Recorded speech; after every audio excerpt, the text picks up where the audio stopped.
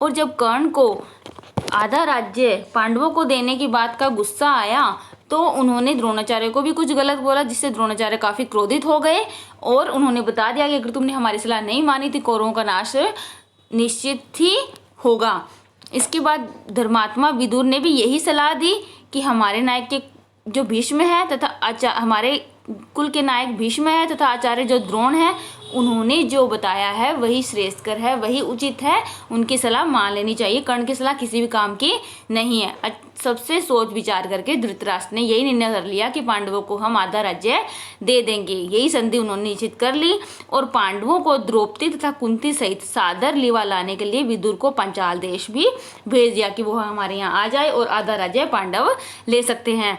पांचाल देश में पहुंचकर विदुर ने राजा द्रुपद को अमूल्य उपहार भेंट करके उनका सम्मान किया और राजा धृतराष्ट्र की तरफ से अनुरोध किया कि पांडवों को द्रौपदी सहित हस्तिनापुर जाने की अनुमति दे दे। उन्होंने कह दिया कि धृतराष्ट्र ने उन्हें बुलाने का अनुरोध किया है। विदुर का अनुरोध सुनकर राजा द्रुपद के मन में शंका हुई कि वो कैसे बुला सकते हैं। उनके मन में तो काफी वैर भाव था, उनकी वजह से तो वहां से वो निकल कर आए थे। उनको धृतराष्ट्र पर विश्वास तो नहीं हुआ, बस उन्होंने इतना कह दिया कि जैसा पांडव चाहते हैं वैसा ही होगा। तब विदुर ने माता कुंती के पास जाकर अपने आने का कारण उन्हें बताया। कुंती के मन में भी कुछ शंका हुई, कुछ शक हुआ कि ऐसे कैसे, कहीं मेरे पुत्रों पर फिर से कोई आफत ना आ जाए, मुसीबत ना आ जाए।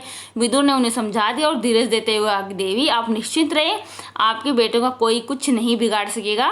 वे संसार में खूब यश कमाएंगे और विशाल राज्य के स्वामी बनेंगे। आप सब बेखटके हस्तिनापुर चलिए, बिना सोच विचारे हस्तिनापुर चल रही है, आपका कोई गलत नहीं कर सकता। आखिर द्रुपद राजा ने भी अनुमति दे दी और विदुर के साथ कुंती और द्रौपदी समेत पांडव हस्तिनापुर रवाना हो गए। जब उधर हस्तिनापुर में पांडवों के स्वागत की बड़ी धूमधाम से तैयारियां होने लगी।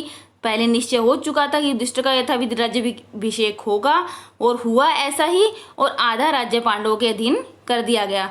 राज्याभिषेक के उपरांत युधिष्ठिर को आशीर्वाद देते हुए धृतराष्ट्र ने कहा, बेटा युधिष्ठिर मेरे अपने बेटे हैं, बड़े दुरात्मा हैं, बुरी आत्मा है, मतलब बुरे विचारों वाले हैं, और एक साथ रहने से संभव है कि वैर बढ़ेगा, दुश्मनी बढ़ेगी आपस में। इसलिए मेरी सलाह है कि जो खांडव प्रस्थ है उसको तुम अपनी राजधानी बना लो और वहीं पे राज करो। खांडव प्रस्थ वह नगरी है जो पुरु, नहुष एवं ययाति जैसे हमारे प्रतापी पूर्वजों की राजधानी रही है। तुम वहीं जाओ और वहीं जाकर अपना राज करो।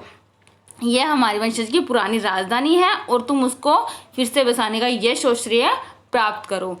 धृतराष्ट्र के मीठे वचन मानकर पांडवों ने खांडवप्रस्थ के भग्नावशेषों, जो कि मतलब बुरा हाल हो चुका था, वहां पे खंडर हो चुका था, उस समय वो निर्जन वन बन चुका था। निपुण शिल्पकारों ने नए नगर का निर्माण करा दिया। सुंदर भवन, अभेद्य दुर्ग आदि से सुशोभित उस नगर का नाम इंद्रप्रस्थ रखा गया। इंद्रप्रस्थ का पुराना नाम खांडवप्रस्थ था।